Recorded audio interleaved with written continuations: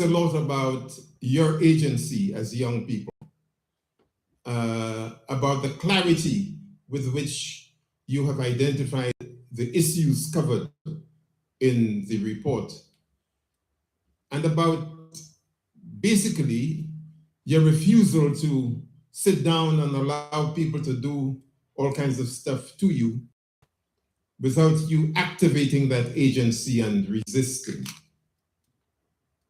So I want to congratulate you for that. And where is Emmanuel? Oh, there's a man. I want to thank Emmanuel for harassing me to make sure that I can be here today. Let's get the first one. I've called this corporatism in education, the struggle for BSix, because what I want to do in the next few minutes to address the issue of how education became deregulated, corporatized, which forms the context, the historical context for the struggle that we have had to wage in order to ensure that what BSix became and stood for could be maintained. So, in a word, this is what we're about. Resisting targeted marginalization, promoting racial equity, upholding human rights.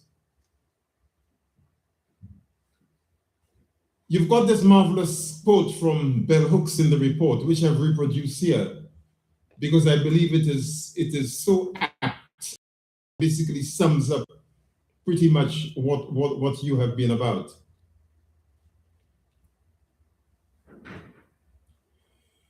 And this is one of my favorite quotes from Frederick Douglass, which again underscores your agency and your decision, your determination to simply put up with what the government and others seek to impose upon you.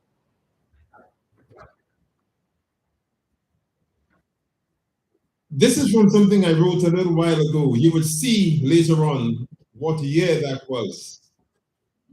I won't tell you now, because when you do see what year it was, you would understand, in fact, how little things have changed and how much the same issues that we were struggling with then are very much at play today. And to contextualize that, I just want to tell you, for those of you who do not know, in 1989, Hackney Council appointed me their Director of Education, responsible for the schools and colleges in this borough. Up to that point, I had worked with the Inner London Education Authority as an assistant education officer across the 12 Inner London boroughs and head of community education and lifelong learning. And that's an important context in relation to what you're going to see now. So just take a look at these statements.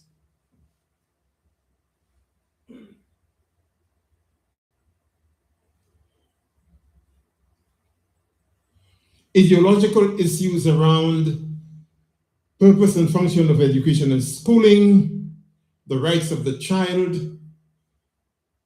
the relationship between education and the national economy.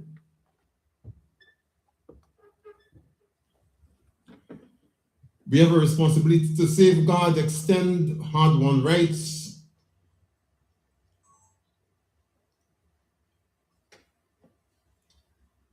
and these basic beliefs, which are pretty important.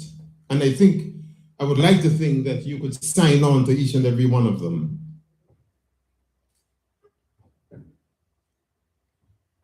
That's the first.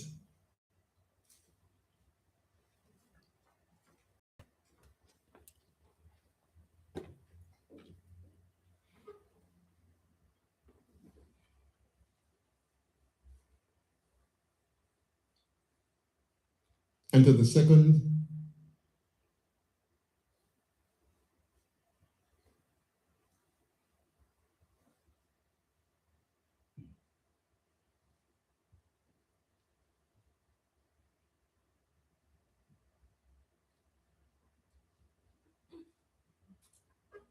understanding the roots and the persistence of racial and social injustice, providing people with the individual and collective tools with which to combat both.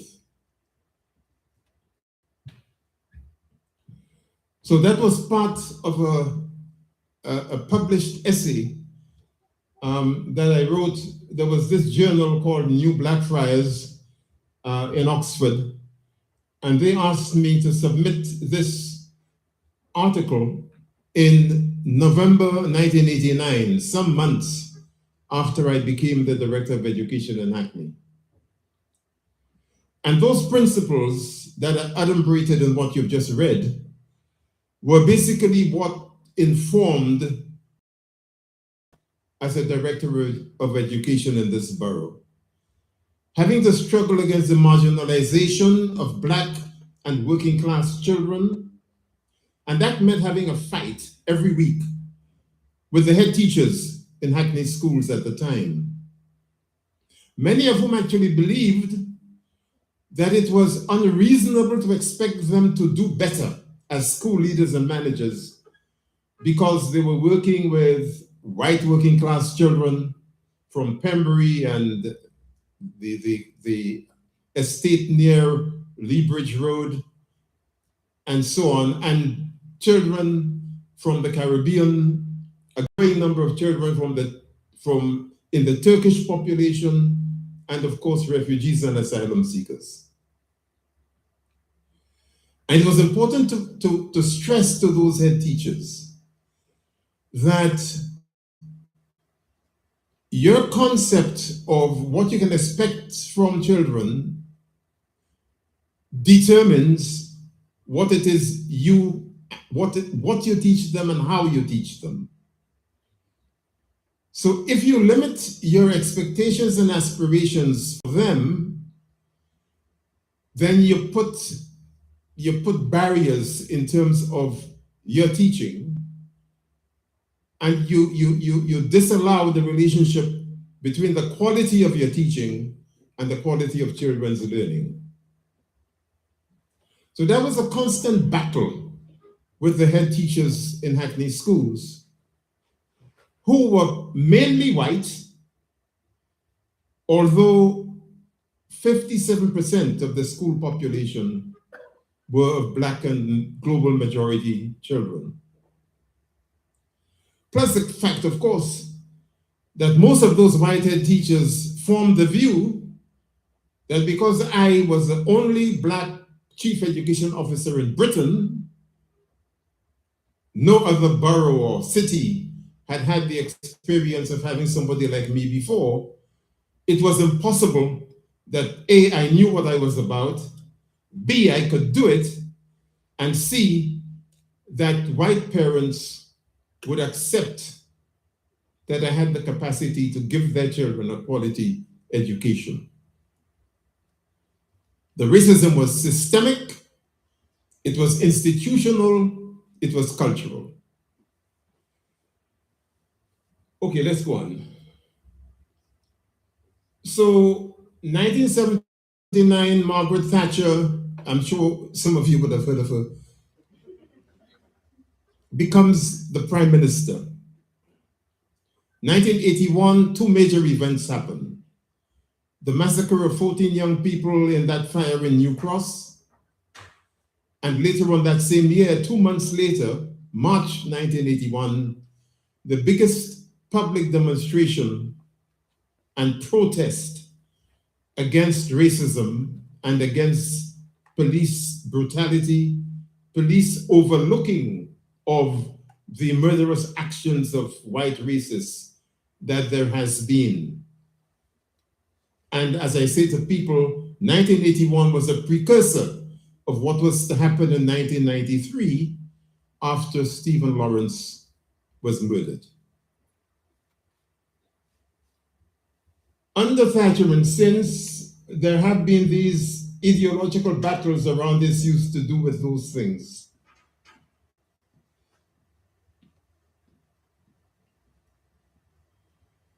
And then came Tony Blair, Labour, architect of New Labour, godson of Margaret Thatcher, and proud of it.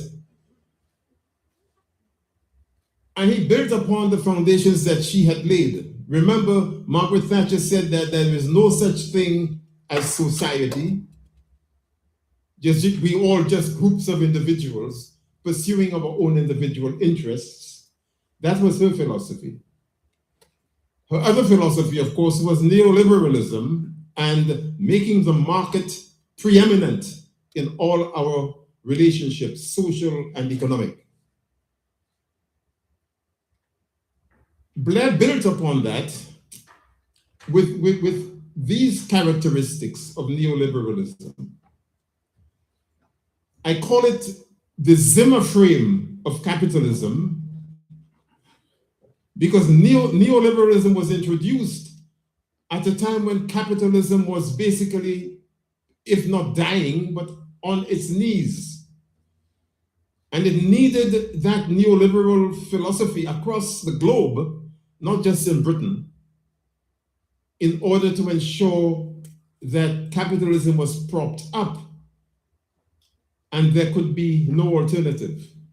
So with that went a decrying of all the ideologies, practices, economic and otherwise, to do with socialism, to do with social democracy, and to do with defending the rights and entitlements of the marginalized and target groups in the society.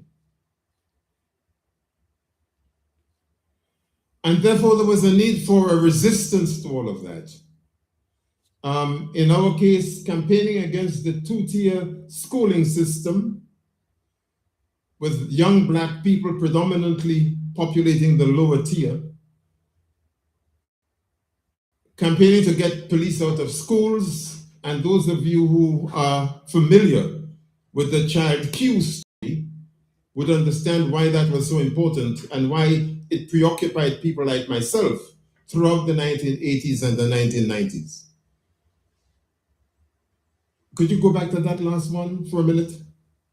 So campaigning for a nil exclusion policy, campaigning to end the two-tier schooling where mainstream schools do their business and then they populate pupil referral units and other forms of alternative provision.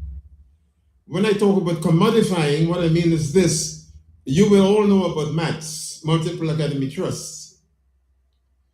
So the government gives them a whole heap of money to erect buildings such as this and to create a learning environment in which teachers could teach and children could learn. But at the same time, academies have been excluding a larger number of students than all the local authority schools put together prior to academies. And they are not being made accountable for that. Rather than being made accountable for that, the government has established this other tier, pupil referral units and other forms of alternative provision. So a MAT, a multiple academy trust, could apply to government to run a pupil referral unit. So they're chucking out children from one part of their empire and creating the places to contain them in another part of the same empire and earning from the government twice over for the first tier and for the second tier. In other parts of the world, Britain would call that corruption. In Britain, it becomes good commercial practice. Acknowledging the power of language to divide, distort, and denigrate what you call children, how they are seen and labeled as a result of being in this pupil referral units, and so on. The need to abandon constructs such as BAME and black and brown. Why is that important? I genuinely believe that given all that's been confronting us, and given what the period that I lived through, I've been in this place since 1964. Given all that we lived through in terms of labor, our identity as workers, irrespective of whether we were from the Caribbean, from the continent of Africa, or from South Asia, that notion of political blackness, which served to determine how we organize ourselves in the workplace, in our communities, in relation to policing and criminal justice or whatever else. The introduction of black and brown sowed many, many divisions, as did this notion of BAME. So we needed to resist that. And then promoting free and open democratic debate among young people about all matters, however contentious. And that is what the program that ran at BSix was particularly good at. That is what you guys have been socialized into, and I give thanks that you're continuing that tradition. Okay, acknowledging diversity within and between ethnic groupings, including whites. Why was it necessary to put including whites? Because for too long, the whole nation has operated with a construction of ethnicity which suggests it's only people who are not white who are ethnics. White people aren't ethnic anything, they just are. Yeah, that is considered normal. Which is why I totally detest the notion of people of color. Because if we're going to talk about people, black people as people of color, we should be talking openly and in our literature about white people as people without color. But nobody ever refers to whites like that. They just are, and they are seen as the norm. So don't call me no goddamn person of color.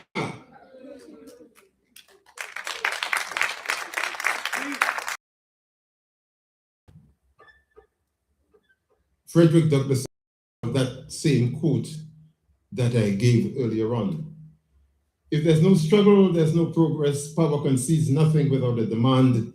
It never did, and it never will. Okay, so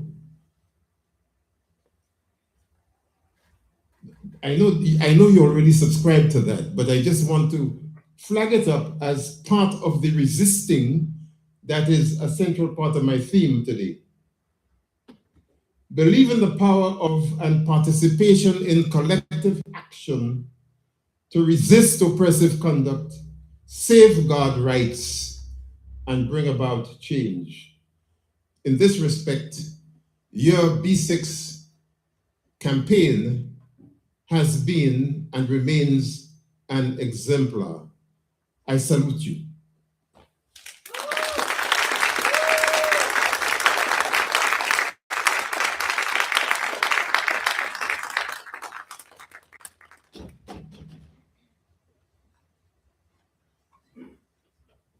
Thank you so much, Gus John, for that insightful speech. I think we have a lot to take away from that. We're just going to go swiftly on into our panel discussion. The panelists in the room with us right now? Brilliant, thank you so much.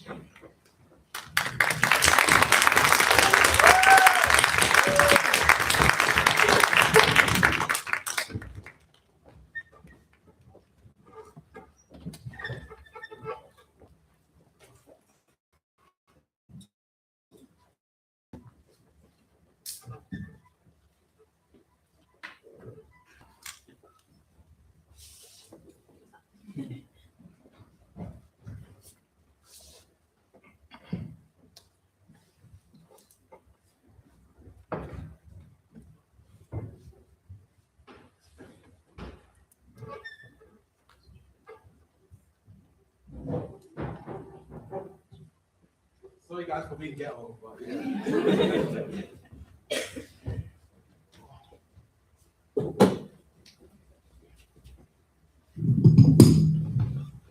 Hello, guys. Say hi back. Say revolution. Do we want a revolution? It doesn't look like it. Come on. How does the revolution look like? Come on. Come on. It is black, yeah. But yeah, thank you guys for coming. I think there's a lot to discuss about BSix. I'm a former student there. It broke my heart to see us lose one of the only institutions that advocated on the behalf of students. I see one of my teachers here.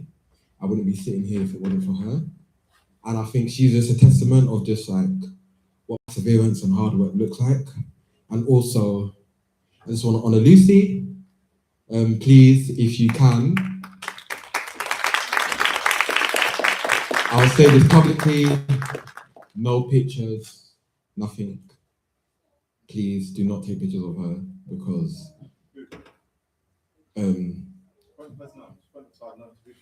yeah, of it. Yeah. Please don't take pictures because the institution made her sign an NDA, etc. So yeah, we can't do none of that. So basically with BSix, what happened was it was a very radical institution. I would say it was a very radical institution that was working within the system. The reason why that was because they were able to let anybody in, regardless of whether they had the grades or not. So everybody, I think everybody knows, because put your hand up if you know BSix, if you know BSix. Yeah. So you know, if you did not get the grades, if you got kicked out from a previous college, if no one would accept you, everyone knew BSix will accept you. They will welcome you. And regardless of what it is, they will give you provision. And that's what it was. I came to BSix, I had poor GCSEs. I just came back from Uganda. I got sent back for bad behavior. Yeah, really bad behavior. I was a rebellious child. I was always fighting. Like, it was really bad. So BSix was the only place that was accepting me, and they let me in. I did my BTECs. I got really good grades. I went to Ross Group University because of the institution. They set a pathway for me, and I wouldn't have been studying politics and international relations at uni if it wasn't for Lucy. I didn't know what I wanted to do at all, and she created a radical space where I felt seen, I felt heard. I learned a lot about Black history that it was not being taught anywhere else. And I just thought, you know what? Yeah, why don't I just go uni and study politics and international relations? And it was lit for me there. Because of the foundations that I learned within the Knowledge of Power program, most of the modules I took was Marxism and like world ordering and like the Arab Spring, all these things. So it really like set the foundation for me. But then we saw with like BSix, they really took over when New City College came, and they scrapped the educational provisions. The resit programs for students were scrapped. All the provisional programs was taken away. They downgraded the Knowledge of Power program that set the foundations for people like me and Samaya. That I'm pretty sure for you, Samaya, if it wasn't for Lucy, like you wouldn't be sitting here at all. Yeah, but I'll go on to like ask the first question, which is to you, Samaya. So, what makes a brilliant teacher, specifically to you and to your experiences? Hi. I think for me personally, what makes a great teacher is a teacher that acknowledges that we all have knowledge and knowledge comes from each and every one of us. Typically in B6, what I notice is that a lot of like conventionally when you go to school, there's like a power imbalance. The teacher has the authority. You're kind of just expected to listen, and information is just talked at you. But at B6, I noticed that all the teachers treated all of us as equals. I never felt sidelined. Like it was an equal discussion. The teachers brought a lot of insight to me. I was also able to bring my insight into the life I lived in the Knowledge Power programs, and I noticed a lot of students from so many diverse backgrounds. Students that don't even speak English were able to illustrate to us their hardships. And so, yeah, a great teacher is someone that treats you as an equal and acknowledges you as a person. Any teachers in the room, please have a listening ear. This question is also posted about curriculum. Does anybody want to answer in regards to the young champions? I think for me, a great teacher is someone that, like you said, acknowledges me and I feel seen within the classroom, but also a teacher that's able to, like, they know the curriculum points, but they're able to now connect that to my own lived experiences, my history and my culture, because I think that just makes me more interested in learning and have a deeper desire to know more. I think that's a pretty cool task to be able to do. Brilliant, brilliant. Does anybody else want to answer that question? No worries. So my next question is to you guys. As an educator, consultant, and previous director of education and lifelong learning in Hackney, what makes a brilliant teacher to you? And yeah, if you can explain that. Sorry, repeat the last thing. What makes a brilliant teacher to you specifically?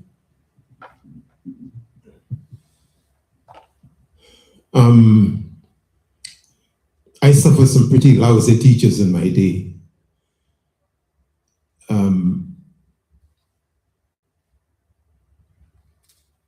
I, for example, was put off maths at a pretty early age. I used to love the subject in primary school.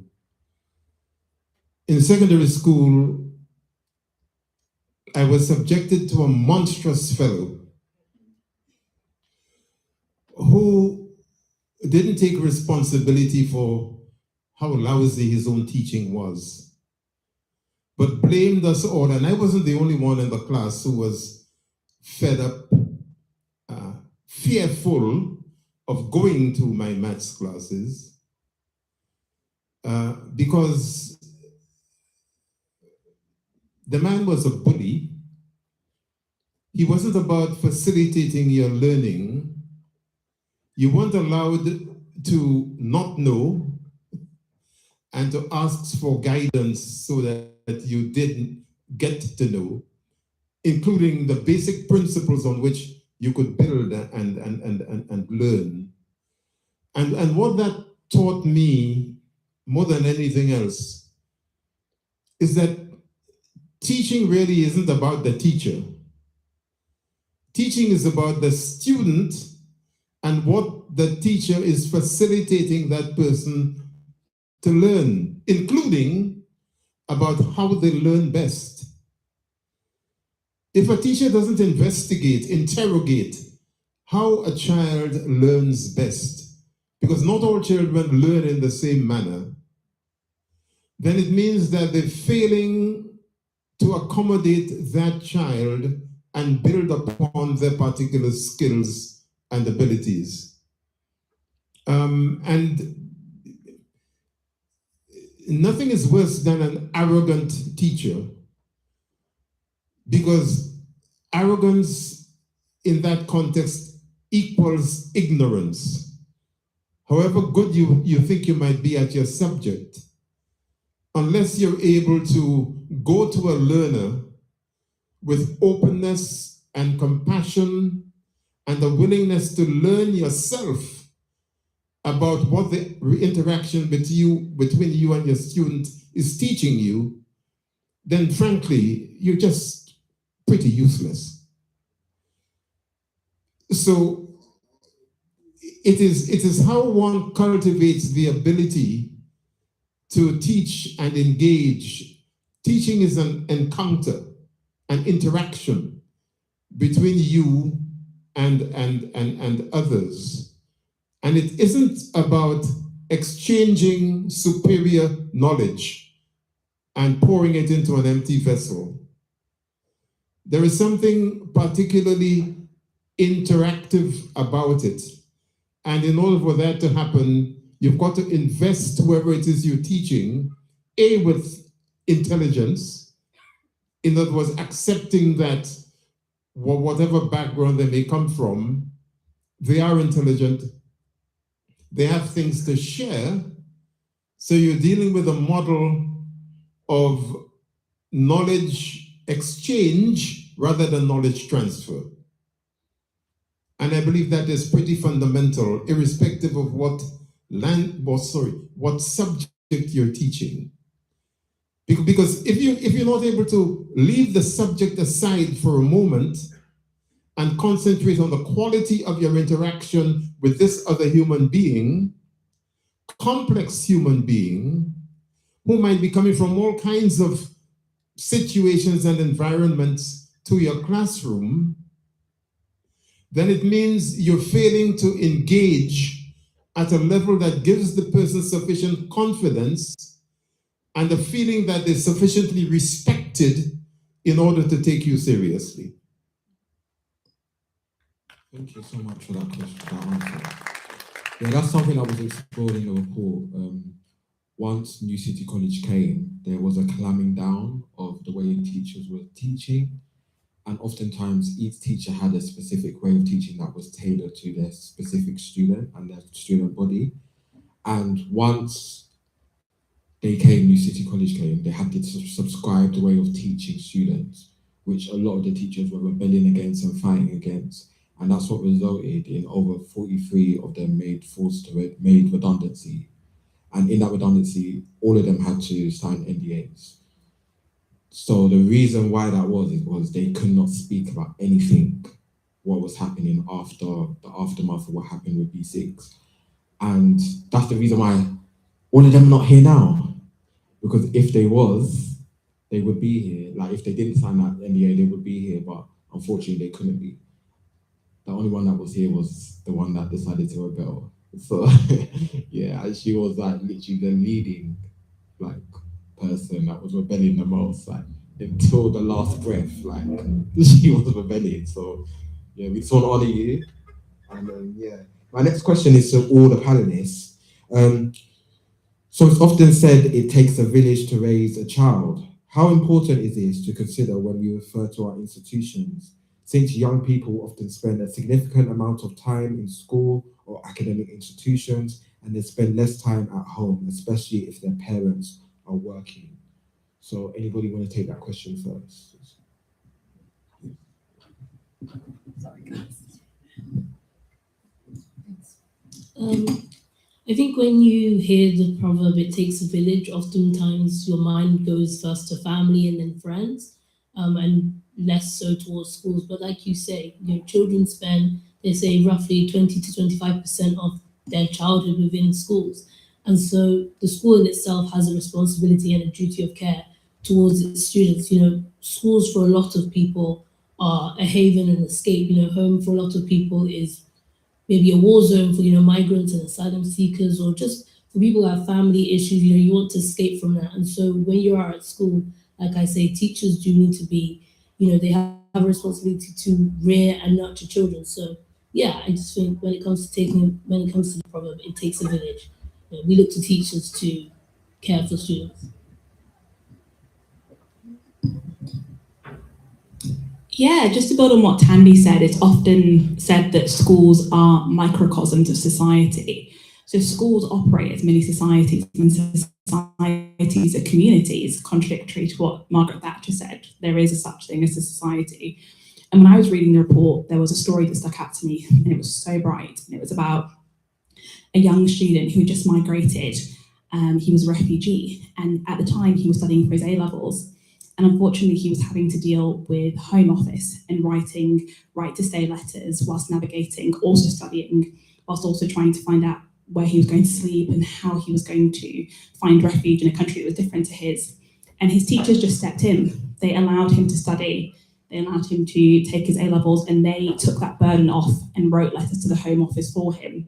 So for me, that's an example of it takes a village. Schools and societies are not individualistic. And community is really at the heart of everything that schools are. That's the beating heart of schools and education. So it's so important to remember that children cannot be in this alone. And that's why BSix for me was so valuable, because it really does take a village.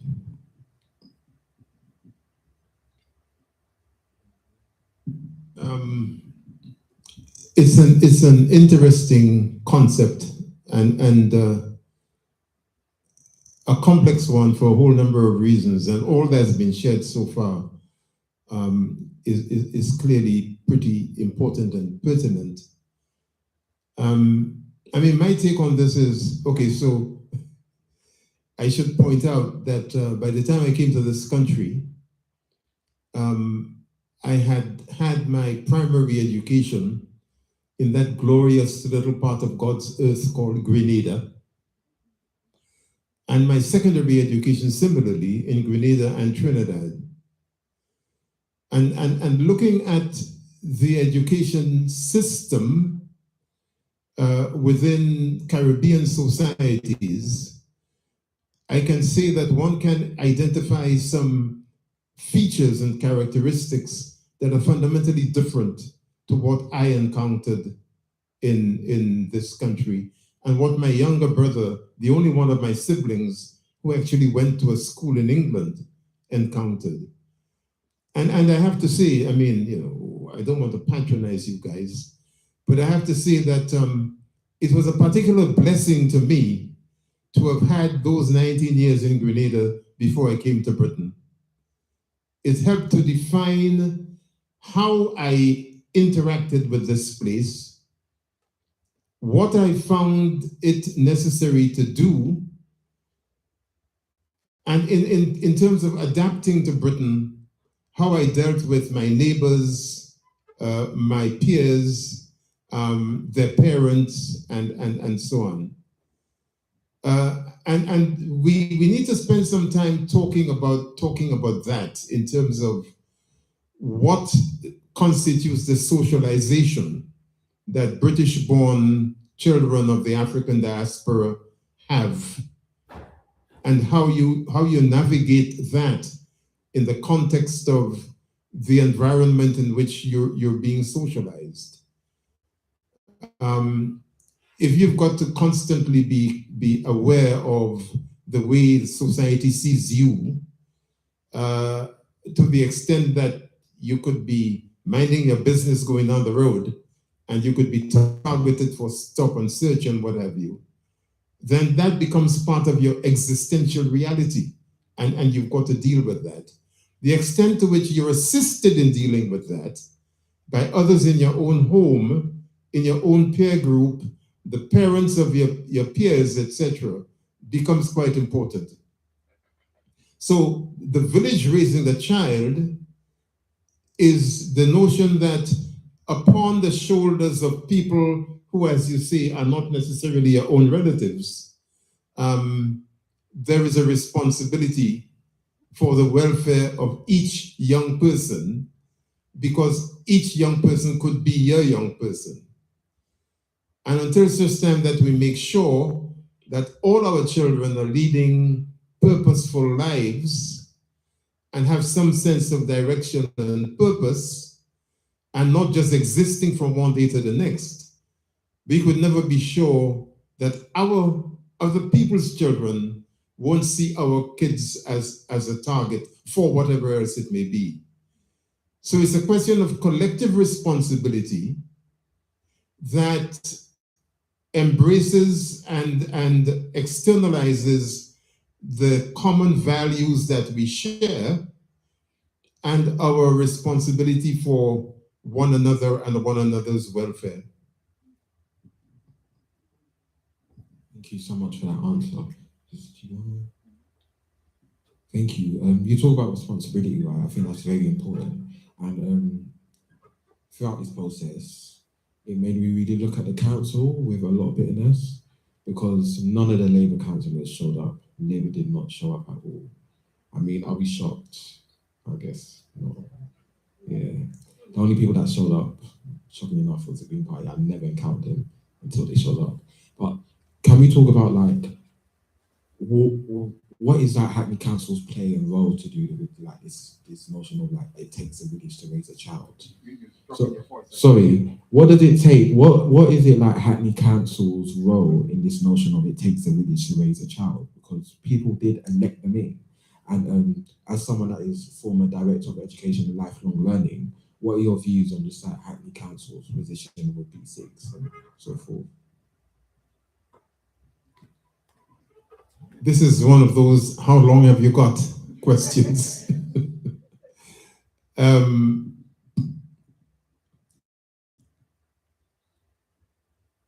There's a lot that I can say about Hackney Council, obviously.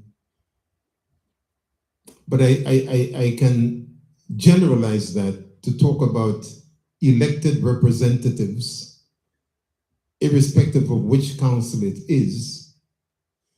I was saying to some colleagues only yesterday or the day before that when I was the director of education here, I found it necessary to sell, and it was a hard sell, to members of Hackney Council, put in place local curriculum,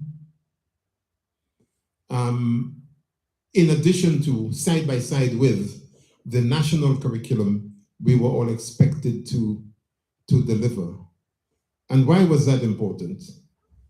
It was important because unless we had some notion of the specificity of the communities we were operating within, what constituted day-to-day living for people in all their diversity, whether they were the Jewish community in Stamford Hill, whether they were children being dumped on Hackney's doorsteps every other Monday morning as refugees from Turkey or wherever else, or whether they were children of settled migrant populations like the Black community or the South Asian community or whatever. And it was necessary to understand that. It was necessary to understand how Hackney was viewed as a working class area, white working class and members of the Black and global majority people who were predominantly working class. And what that meant in terms of the attitude of the media, the attitude of government. As Director of Education, I had to go regularly to the Department of Education and Science, as it was called at the time, to plead for money, specific funds for Hackney because of the level of poverty in this place. And my view was that, you know, it's not one size fits all. You can't treat each borough the same. Hackney was not Westminster. It was not Wandsworth. It was not Kensington and Chelsea. So therefore, the local variants related principally to the circumstances within which people were living, the homes that children were coming from, and the kind of support that they required. And unless you tailored what you were doing in schools to that, you really were putting people through a sort of sausage machine system, expecting everybody to come out with the same shape and size at the other end.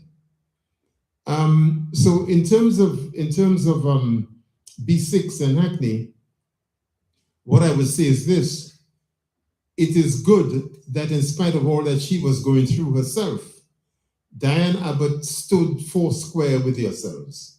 That was particularly good. The fact that academization had taken place and the government was removing from local authorities the responsibility for delivering education and putting that in the hands of these multiple academy trusts didn't particularly help, because it was that formula, the corporatization of education, that led to New City College and the demise of BSix as we knew and loved it. But that didn't mean that the council should not stand up for those children who are being given a second chance and third chance at BSix. Okay, a huge slice of the BSix role, student headcount, were Hackney residents. The extent to which that place provided them with opportunities for skills development was the extent to which they were able and capable to find jobs, and jobs commensurate with their skills and their needs. many of them, many of you, were people who were going to university for the first time from your families. And that is after having overcome all kinds of challenges within your own households and externally. So therefore, at no point, whether they're responsible for providing schooling or not, whether they're responsible for the governance of the college or not, at no point should the elected members of this or any other borough consider what goes on in these schools or colleges not to be their business. It doesn't make sense. The employability of its citizens is its business. The extent to which you all collectively could contribute to the GDP of Hackney has to be Hackney's business. And that's before one considers all the overriding macro values such as equity and education as a fundamental human right, and every person is entitled to their educational entitlement. Even before you consider all of that, at the most basic level, who lives in your borough? What work do they do? How many people are unemployed? How many people are on benefit? How many people are not in education or training? Those are fundamental strategic issues that any council has got to address. And it baffles me, therefore, that the council in its own right and in relation to yourselves as students at BSix didn't take a stand in the same way that you and the campaign took a stand. Thank you so much for that answer. Can we give him a round of applause, please? Yeah, I think it talks back to, like, even though the local council is responsible, we still have to blame the higher ups, which is those that are in power and what they've done previously with the Margaret Thatcher era and Tony Blair. Because once the Higher Education Act was enforced, they removed schooling for further educational institutions out of the hands of local councils' control. So now you have local councils only controlling things regarding SEN, SEND support and safeguarding. Yet previously they were in control of like the wealth and the money that was coming in, and they can distribute that so they can provide like educational planning for provision and etc.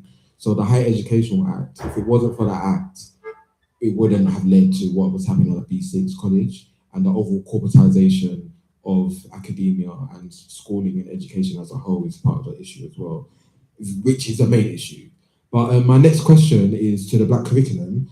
In your forward, you guys said the classroom remains the most radical space of possibility in the academy, which was a quote from Bell Hooks. Why was that important that you guys started off the chapter with that, to any of you guys? I really like Bell Hooks and her philosophy that education can be a liberatory practice. And I think that takes form in teachers building a genuine relationship with their students, allowing them to not only fulfill their fullest potential academically, but on a personal level.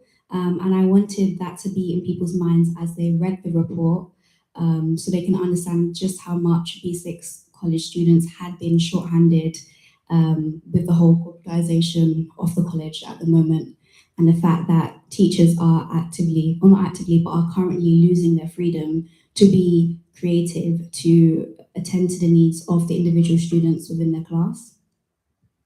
Thank you so much for that response. Please give a round of applause. Does anybody else want to answer? Yeah, like Savannah said, I think classrooms are at their best when, for a child, there is no limitation on what they can do. So I remember when I was in school, I remember telling my primary school teacher that I wanted to be Prime Minister, and she didn't laugh at me. She was like, yeah, so be it. And if you were to look at me and my background, there was nothing that would indicate that that would be a likely trajectory for me. So irrespective of the reality of that proposal, she made me believe in that idea. And I think for any child to step into a classroom and for them to know that there is no limitation on what they can go on to achieve, irrespective of their background, that's what a classroom is, that's radical possibility. And in chapter 4, we were looking at the SEND chapter, which was so powerful. And it spoke about a young boy who had autism. And he had tried to apply to several different sixth form colleges and he'd been denied. And his testimony was so powerful because he said that BSix was the only sixth form college that saw his potential. And I thought that was so impactful because there again, we see radical possibility, no limitation, irrespective of what your GCSEs are, irrespective of how you look on paper. There's nothing that should stop you from what you believe you're able to do. And that's what classrooms should do. And I think corporatisation is trying to trick you into believing that there is regiments and there's bureaucracy and there are limits and there are restrictions, and there shouldn't be. Classrooms are spaces where anything is possible.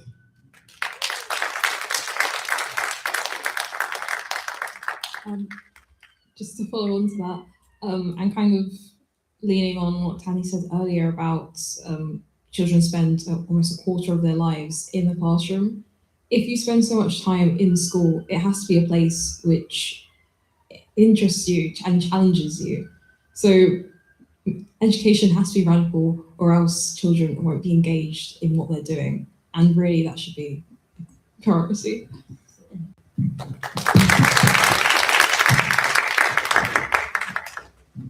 Can I just add, one of the things I think we need to remember in this discussion is that Britain is one of the most class-ridden societies in the world. And it's toxic, frankly. And that, it creates all kinds of power imbalances. And if you cast your mind back to what I was saying earlier about teaching and teachers and teacher expectations and what have you, class has got a hell of a lot to do with that. The majority of people running Hackney's schools as school managers, when I was here, had a middle-class background. And if that's not where they started, it is what they became, right? And to a large extent, there was and remains in schools. I mean, I've got 12 grandchildren, so my battles are never over. I'm having battles with schools every damned week, I promise you.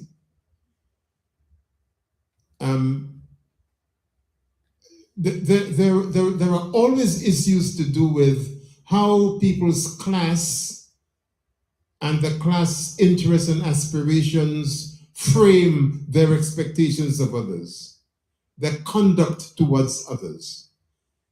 And when you mix class and you mix race and then you put gender into the mix, it does become pretty toxic. And if you want to see examples of that, you just have to recall or ask your parents about what happened when there used to be careers officers in schools, and you as a young person trying to determine what you wanted to do in life would go to a careers officer and say, I want to be an architect, or I want to be a brain surgeon, or whatever it is. And they would look at you and say, have you finally gone mad? There is a place called Sainsbury's, and it needs tellers, and people at tills, and so on. Or this kind of profession is not for you. We, people of my generation, and my children's generation, my eldest child is 55. And thank God he's a GP, and he doesn't put up with no nonsense either. He's something like his father, in other words.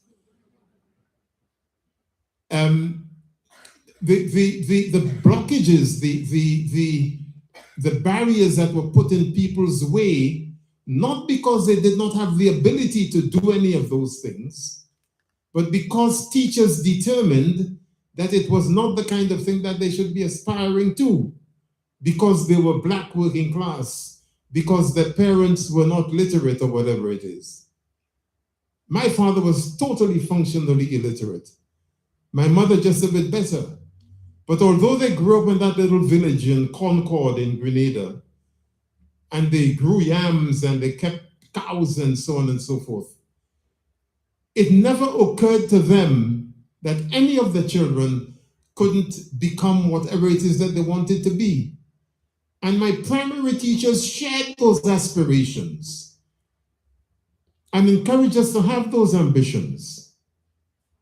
That is why across the Caribbean, you could point to any number of people who won island scholarships and came to Oxford and Cambridge here, or to Edinburgh to do medicine or whatever else it may be, from families that were more or less completely illiterate.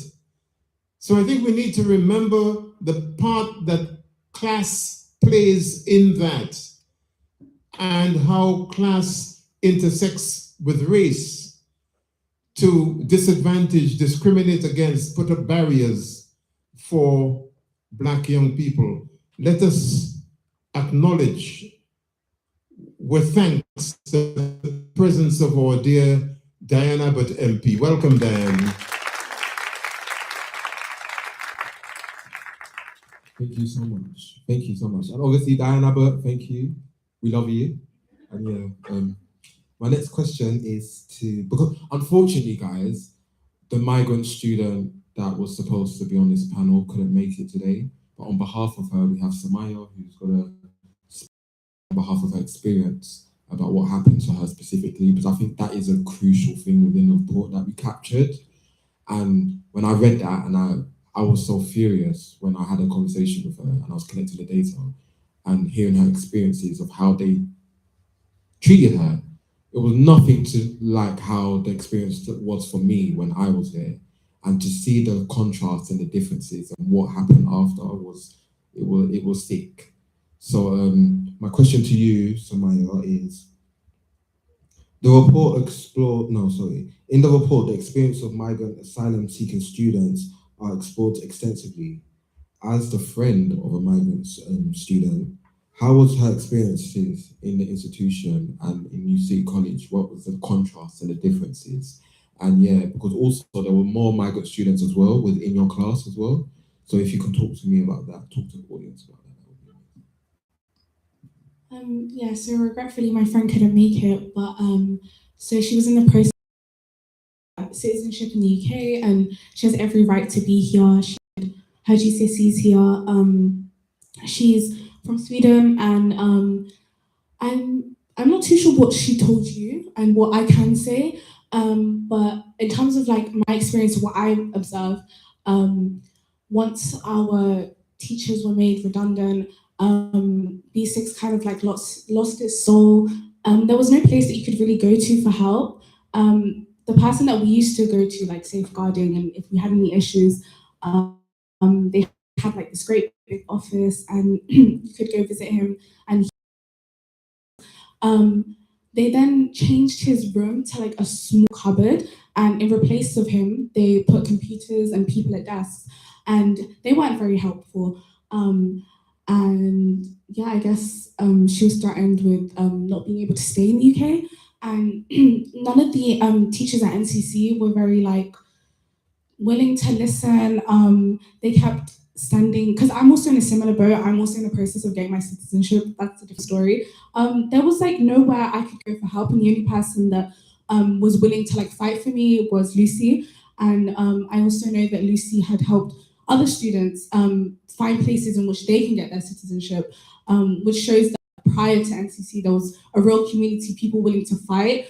I know that Lucy and other teachers even wrote like letters to the Home Office and was willing to write on Nemo's behalf. I just think that after the merger, they just simply don't care. They don't care for the potential, because you mentioned that BSix was the only institution that saw potential in that neurodivergent student. Again, NCC don't see any potential in us as ethnic minorities. And yeah, I think that should be put into question. Thank you so much for that response. Can you give her a round of applause, please? Yeah, from like my understanding and like collecting the data for the report, it was a whole new institution that changed overnight. I don't know what happened to the support that they were having. Lucy used to lead these Knowledge and Power program extra curriculum courses, which were like the Black supplementary programs that Gus helped set up in the UK. And through that, people actually got legal support for their stay here.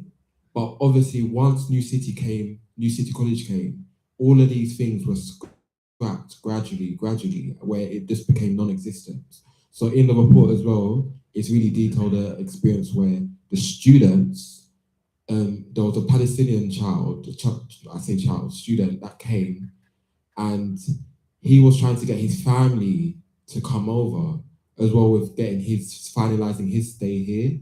And what showed me what unity and solidarity looks like was that all the teachers and all the students wrote letters to the Home Office and demanded his stay. And because of that, he got his stay. And now, I don't think, let's clap for that. Round of applause. And shout out to Lucy. Shout out to Lucy. But if it wasn't for that, like, let's talk about there's no institution that does this. BSix was the only institution that did that. And now it's gone. So now I just want to ask another question, which is this. So to the account members, which is obviously Samaya, myself, the Young Champions, the Knowledge of Power program provided a radical space for students. The report explores how some migrants receive legal aid through the program's workshops. How do you think to preserve these places as a form of a radical resistance, specifically to like the Knowledge of Power program that was Lucy set up? Okay, so from my personal experience, I didn't do too well at secondary school and I wasn't really much of an academic, but BSix was the only college in the area that was willing to accept me with my really low grades. And also, like, knowledge of power isn't something that I was aware of, and I chose history as a subject simply because I didn't have much passion for it, but I was like, okay, I'm just gonna pick it because, and my my first week of being at BSix, Lucy was like, we have like a book reading, I think you should come, and I was criticizing the syllabus. I assumed that at A-level they'd be a bit more diverse, but we were just learning about the same history of the melanin deficient people, which is a quote I stole. And so it was just the same histories over and over again. And Lucy was like, okay, come to Knowledge is Power. It's a lot, you will enjoy it. And when I went, it like totally radicalized me. I went from like not caring about history to like being, getting really good grades in all my my exams. And I think we should preserve these spaces because it gives people that didn't have a voice a chance in order to say their piece. And I also think that like we see, well, education is a privilege for some, but for others it's more of like a lifeline as opposed to a privilege. It's something that is dire for them. People don't have a lot of like migrant students, they don't have that kind of support at home. These things aren't seen as radicalism. If you try to explain that to any ethnic parent, they wouldn't care. They would think it's not important. But I think as children of these migrants, I think that we're fighting for our rights here. And Knowledge is Power was something that I think Gus mentioned earlier the new Crossfire. We did a workshop on that. I was able to talk to the victims of the new Crossfire, and I got their testimonies, and they explained how completely sidelined them, subjugated them even. I think these spaces should be preserved. I also think stuff like Knowledge is Power should be kind of mandatory in the national curriculum. There's a lot that we're missing out on. I don't know where I'd be if I didn't attend that Knowledge is Power session. And I think it should be something that every student in the UK attends, whether you're Black, whether you're white. There was a lot of students that, it was such a diverse crowd. I don't know if it was the same for when you were there, but there were students from every background. Again, students that didn't speak the language, neurodivergent student, neurotypicals, everyone just in one room, sharing their life. So yeah. Yeah, and to back her, it was the exact same with me when I joined the Knowledge of Power program. Every student I know that took part of that program, they went on to be extreme radicals. Like, I don't know what happened. Like, something was different in the water in that program. But this is the last question because I am very conscious of time. To all the panelists, if you can sum up in a paragraph what you can do collectively to move forward and fight back, what would you say?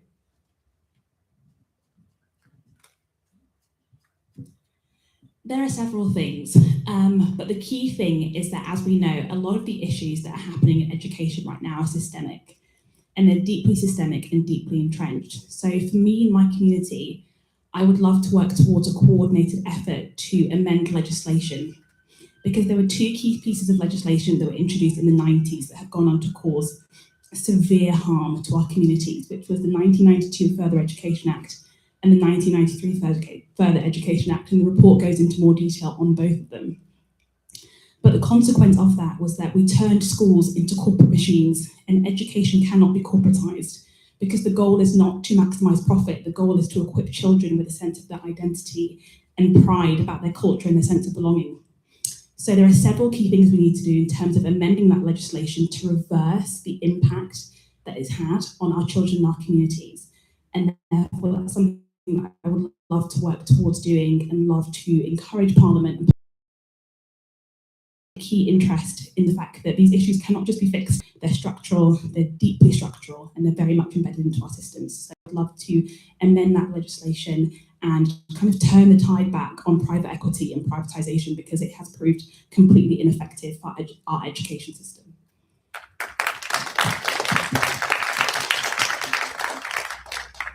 Something I'd just like to add is knowledge really is power. Educate yourself, educate other people. When you see people like spreading misinformation, either in person or online, challenge it. Like, it's important that people do understand the reality of these things, and yeah, knowledge is power. Yeah, I think ultimately it's about removing barriers. You know, statistically, they say 50% of Black students feel as though their race was a barrier in their success. Even for myself, you know, I attended a predominantly white institution and never really felt supported by teachers and even the people around me. You know, people kind of, you know, as kind of mentioned earlier, sort of laughing at your goals rather than encouraging them. And so I guess, again, like Danielle was saying, changing legislation and changing policy, you know, implementing the Equality Act, allocating funding properly and adequately towards those who need it, whether it's, you know, poverty within the local community or even with students with special needs, just making sure that the needs within communities and schools are met.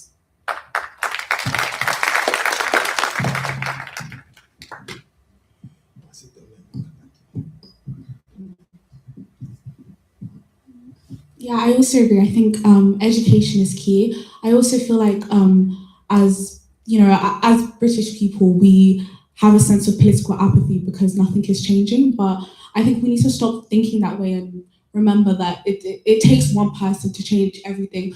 I think protesting, contacting your local MPs, pushing for legislation, because at the end of the day, it is legislation that affects us. I think, yeah, everyone's already said. Yeah, I would say we just need to be working towards a revolution, to be honest. Like, we've been waiting for too long, to be honest. It's mad. So, yeah, currently I'm reading the Black Jacobin, and I can't lie, they organized. They organized. Obviously, I'm not saying we should do that, so, but revolution is needed, and quickly. So, yes.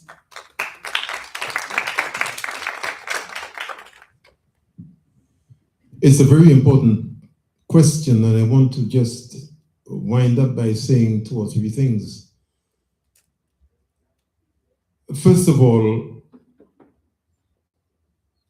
you must never underestimate your own power as young people. first starting point. You've done and have been empowered to do extraordinary things, even through this campaign. And your testimony to how that power was unlocked. What do you say about your experience of BSix, coming from the environment from which you came, and what it enabled you to do? Because the space was created for you to do that is just awesome. And I suspect that there are many among you who would say exactly the same thing. In my writing in the last year or two, I keep reminding people that when they talk about the British people, especially politicians, and Diane knows exactly what I'm talking about because she protests as well. When they talk about the British people, it is never assumed that we are included in that. Yeah, it's like that congenital idiot Trump who talks about making America great again. We as African people are never included in the conversation. But the reality is that the future of Britain depends upon all of you. You ain't going nowhere. And I'm sure that even if Nigel Farage and Reform were to insist, you wouldn't go anywhere. It means, therefore, that Britain is stuck with you, whether they like it or not. And that means you have as much right to determine the future of this society as anybody else. And therefore, you have as much right to be equipped with the knowledge, the skills, the information, the understanding, and the power to forge that future, to build that future as anybody else. And if that power isn't given to you, you've got to take it. Which is why I keep stressing the importance of collectivism as distinct from the individualism of neoliberalism. And so, I am heartened, encouraged by who you are and what you do. In a couple of weeks' time, I shall be 81 years old. So it means, therefore, that I have to be concerned about succession planning. I won't be here forever. But I want to see some change before I shut my eyes and start pushing up daffodils, for God's sake. That means that you've got to organize yourselves and collectivize and be clear about the direction of travel that you want to choose outside of the Labour Party, outside of the Tories, outside, well, God knows, outside of Reform. And that's fundamental. Because until you begin to organize yourselves according to the challenges that the society lays in your path, and according to your own vision of the society you want to build, one not marred by the toxicity of racism and classism and the rest of it, then you're simply going to be swept along with anybody's trends and you lose your own agency. The future belongs to you, and you've got to shape it so that you make the future you want rather than the future you face. Fundamental. Yes.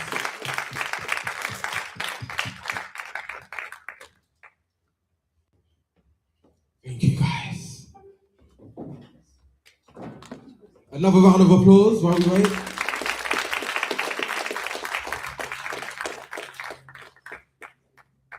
What an insightful and impactful panel talk that we've just had.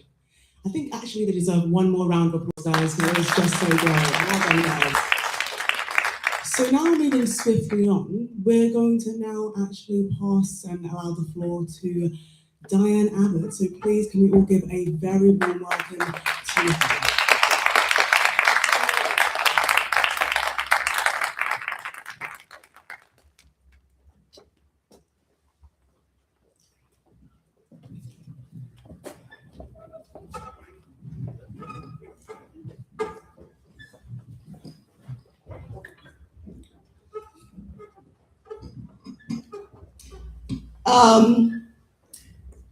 Good afternoon. I didn't really hear that. Let's try again. Good afternoon. That's better. Thank you for inviting me to say a few words at this event this afternoon. There can't be a more important subject than education.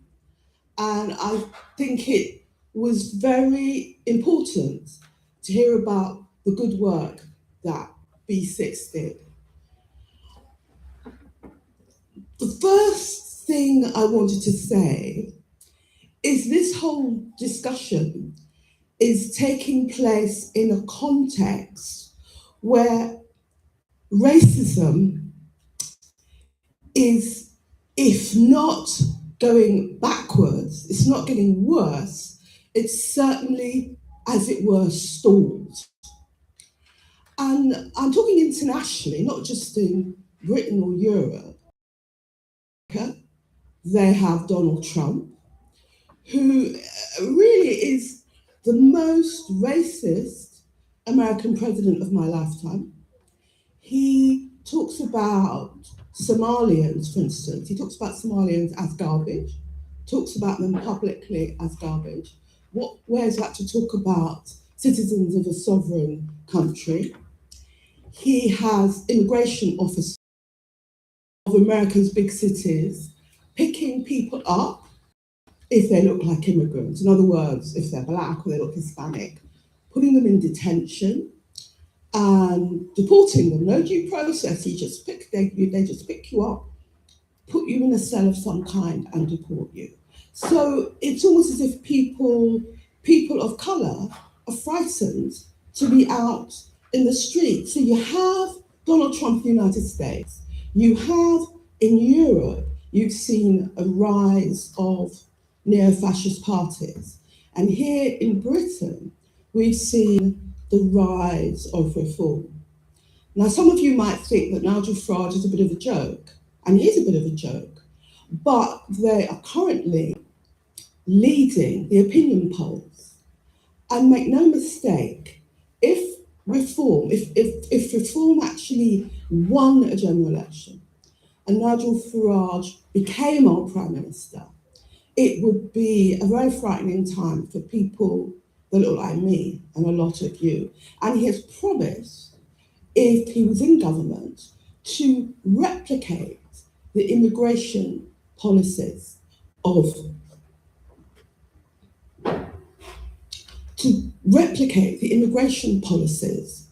of Donald Trump.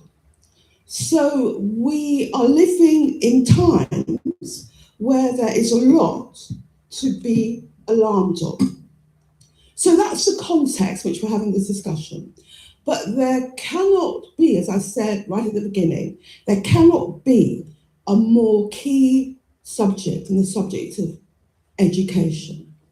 Now, for decades, as Gus would tell you if he was still here, for decades, Black children, refugee and asylum seeker children, many have done well in the education system, but very many have been failed.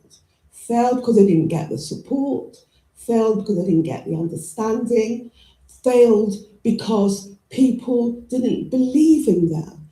And their teachers, again, there were some excellent teachers, but this is still the case. There aren't as many teachers of colour as there should be. So it's always been very difficult for Black children in the system. And I think, and that hasn't changed.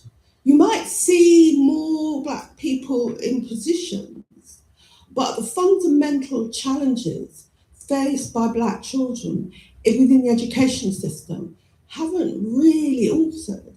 And sadly, when you have the merger of colleges like BSix, what was an institution which was helping to support and move refugee children, asylum seeker children, children of colour forward, you lose that possibility, that hope. So we have to move forward. We have to keep insisting on justice and fairness and a system which sees us and wants us to go forward. And if you were to ask me what we need, as well as more institutions like the old BSix, more teachers like some of the committed teachers that were in BSix, what I would say this, I would say that you should always appreciate that the challenges you face within the education system are actually not necessarily your individual challenges, it's the way the system is. You should always insist on the importance of supporting each other. Because what I've found in institutions, and I've been in quite a few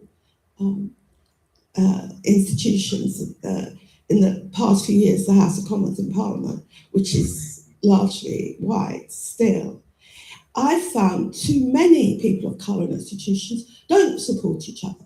They think if they don't make a noise, if they don't make a fuss, if they try and get on with people, people won't notice they're Black. And then when something happens and they realise the institution does indeed know they're Black, they're in shock. But listen to me, I can tell you as someone that's been through a whole series of white institutions, you will not lose the challenges of being of colour. You will not have people not recognise your colour by not supporting other people. It is so important to support each other. And it might not be, a big meeting, but just going up to somebody and saying, are you okay? Giving somebody some support. I think it's important that we understand it's not about the issues, not just about the issues that we are failing, that we are being failed. It's about the general institutional racism in the system. And sadly, in nearly 50 years in public life, it's not necessarily improved as much as it should do. Some things have improved. You see many more Black teachers than you did 50 years ago. But when you look at the results, when you look at the outturns, when you look at the numbers of young people of colour going to universities, things haven't improved as they should have done. And that's why it's so sad that you had the merger with BSix. And let me finally say this. I did go to university. I'm sure I wouldn't necessarily be an MP if I hadn't been to university. But my parents left school at 14. My parents came from rural Jamaica, and they both left school at 14. But I was in what was known back in the day as a grammar school. And my grammar school used to organise outings for us, coach outings. And one day they organised a coach outing for the sixth form students, for the students to go to university. And the university was Cambridge University. So I went on the coach and I went there. And when I went there, because nobody I knew had been to university, let alone, university like that, I was completely blown away. I made it on my mind that I was going to go to university. But back in the day, you had to sit a lot of special exams and you couldn't do it without the support of your school. So I think it was the next Monday, I was back in school, and at the end of my lesson, I went up to my teacher. It was a history class. At the end of my lesson, I went up to my history teacher, who was on a little stand. And I went up to her and I said, I want to do the Oxford and Cambridge entrance. And she looked at me and she paused and she said, I don't think you're up to it. And I didn't miss a beat, really. I said, but I do, and that's what matters, isn't it? And so, what I'm trying to tell you, that even in my life, I've more than once had to deal with people who didn't believe I could do things, who didn't believe that I was up to doing certain things. And I got past that, and I got to a stage where I'm standing in front of you as your Member of Parliament. But what I would say is support each other, believe in yourselves. Education is such an important thing. So support each other, believe in yourself, move forward in the education pathway, and anything is possible. Thank you very much.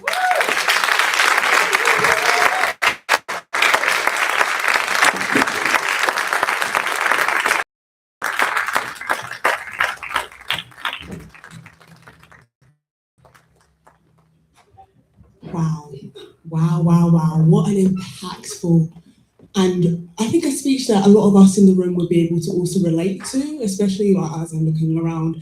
A lot of us have, dark skin, brown skin, and we know exactly what it feels like to be undermined or, discouraged to go to good or big institutions such as University of Cambridge. So I feel like absolutely everybody could relate to that 100%.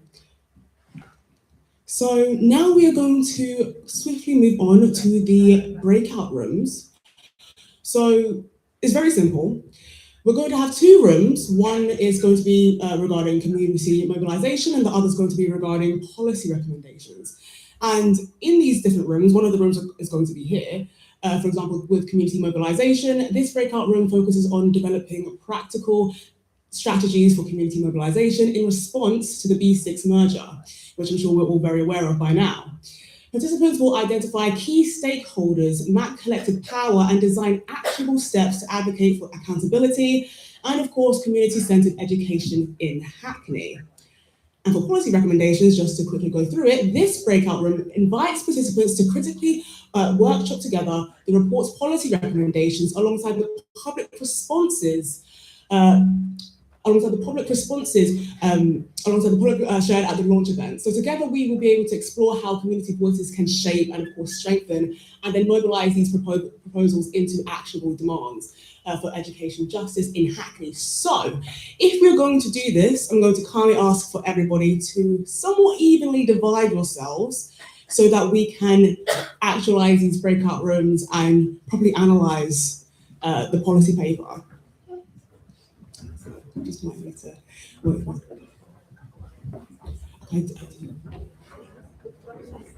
Yeah.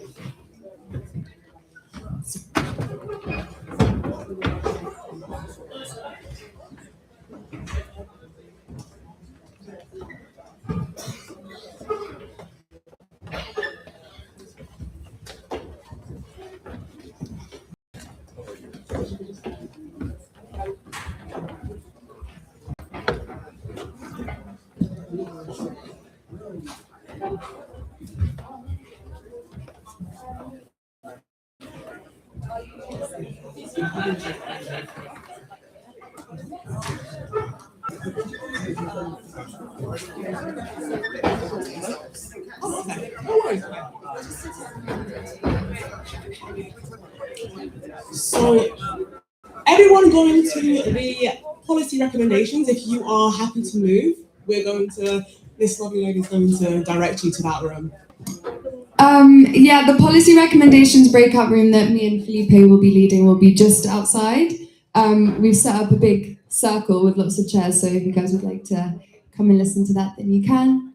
And also, of course, take part, and then community mobilization will be here. So if we can split evenly.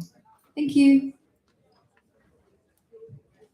Hi, and then for the community mobilization, the breakout room is in here if you'd like to stay for that. Thank you.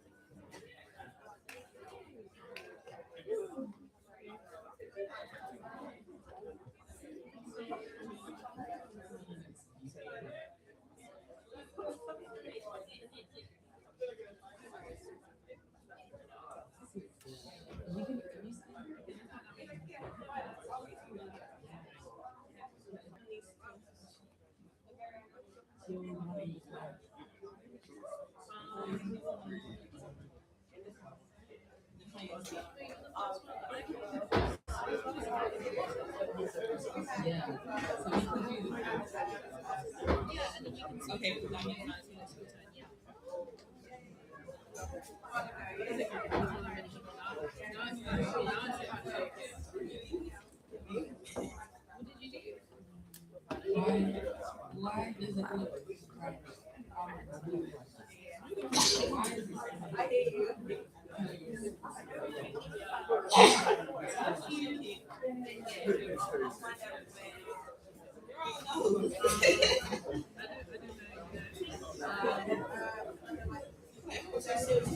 like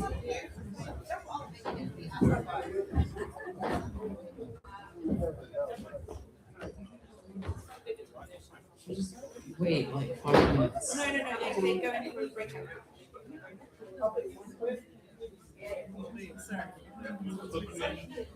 Yeah, it's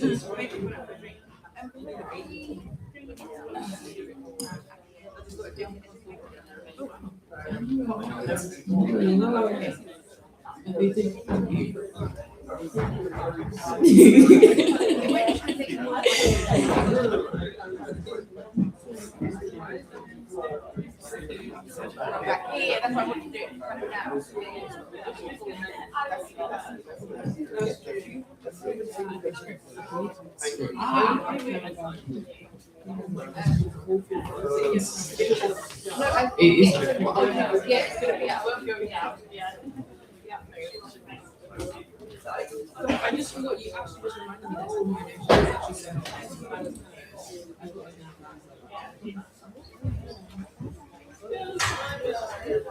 there's something we didn't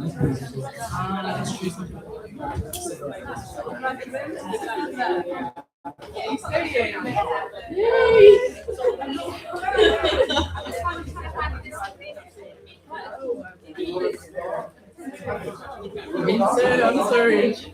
No, in the name of Jesus.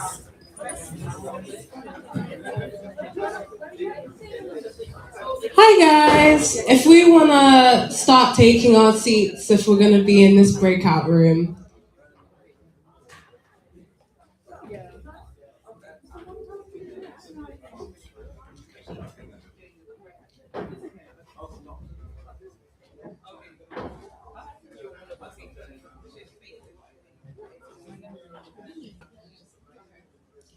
We're going to make a start now. This breakout room is on community mobilization, so we will be looking through what we mean by community, specifically the community in Hackney, and then also how we engage this community to use the power and the avenues that they have to affect change.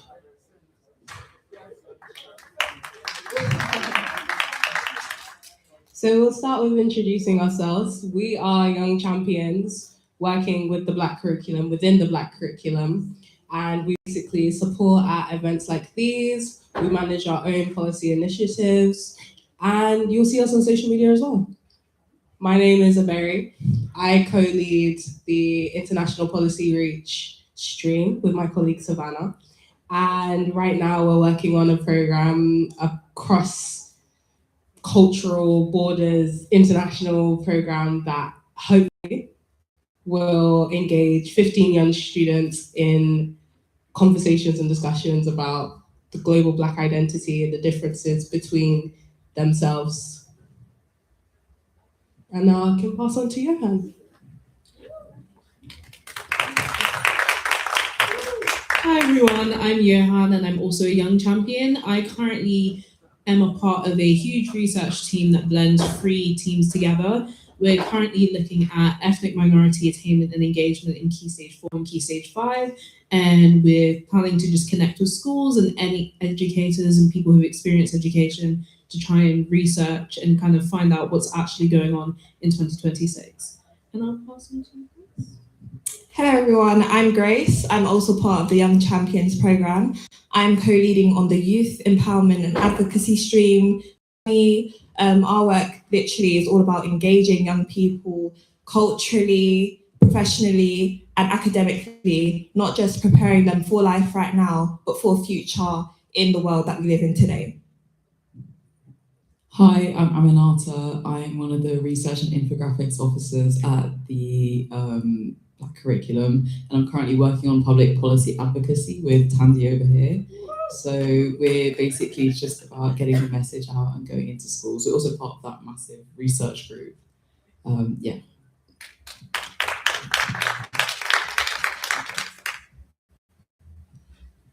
What we can do is we can start with briefly explaining the merger for those who don't completely understand it or might have only had a glance at the report. The report Microscope to Society, Corporate Hands in Further Education investigates the 2024 merger. Led by Hackney Accounts and the Black Curriculum, it highlights how years of austerity and funding cuts forced BSix into a financially driven merger, leading it to shift from community-rooted education to a more corporatized model. Hearing the testimonies from previous students and members of the Black Curriculum that wrote the foreword to the report, I'm sure that message really came across. The key outcomes of the merger included a loss of A-level provision and increased entry requirements, a breakdown of trust with staff redundancies and broken down promises from NTC leadership, a decline in mental health and SEND support, previously a strength of BSix, and an erosion of inclusivity. This is only a few of the outcomes that came from the merger, and in this workshop, we hope to discuss between us how our community can help overcome these outcomes. Do we want to move on to the next slide? So, community, we have a definition, a working definition on the slide there. Community is a group of people connected by shared spaces, identity, experience, values, or purpose, who rely on one another socially, emotionally, economically, or politically. What is really important that we understand is that community is not just geography, it's the connections and relationships that bind us together and make us accountable and responsible to one another. This means that the community affected by the BSix merger isn't just the students and people in the classroom, but it extends beyond that. I want us to take a moment to really think about who is part of the community affected by corporate takeovers over schools and who feels the impact even if they're not inside the classroom. If we want to discuss between ourselves, with the person next to you, and then we'll come together and hear other people's answers and get to the nitty-gritty of who is part of the space affected by these decisions. I'll give you 2 minutes to discuss and we'll come back together.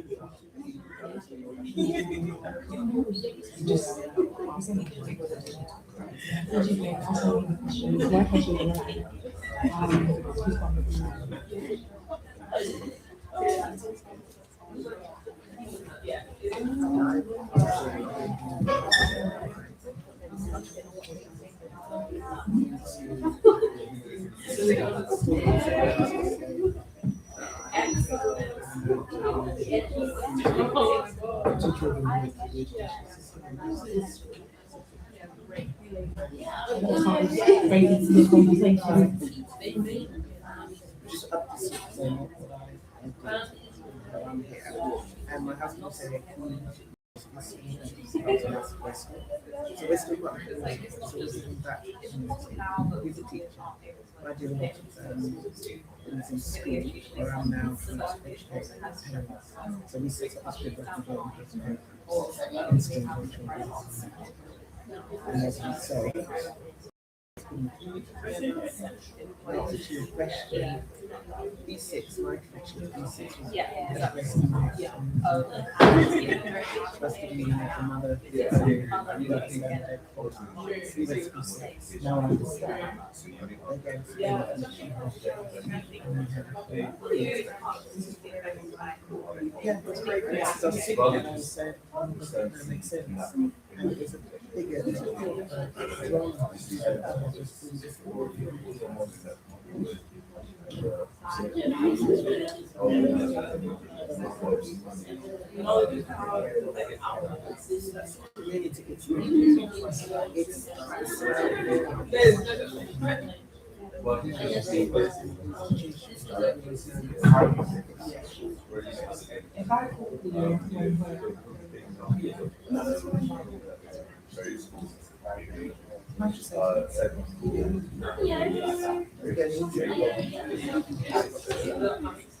Okay, guys, I found myself on the other side of the room because I'm going to come to you and ask you if you have any answers to the questions.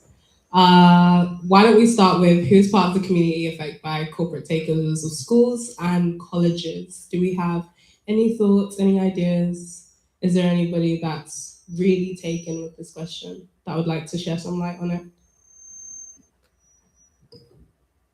Yeah, I'm just going to run across to you.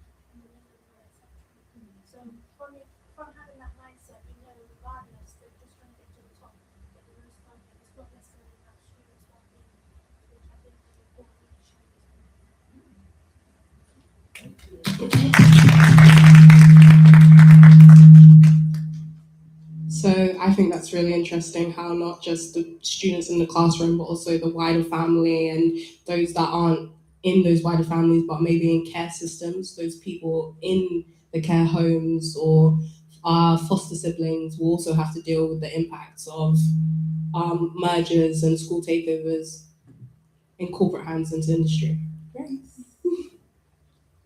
I think I just wanted to like build up on that point when I was discussing over there and going back to like the student kind of experience and how are we actually learning or are we actually just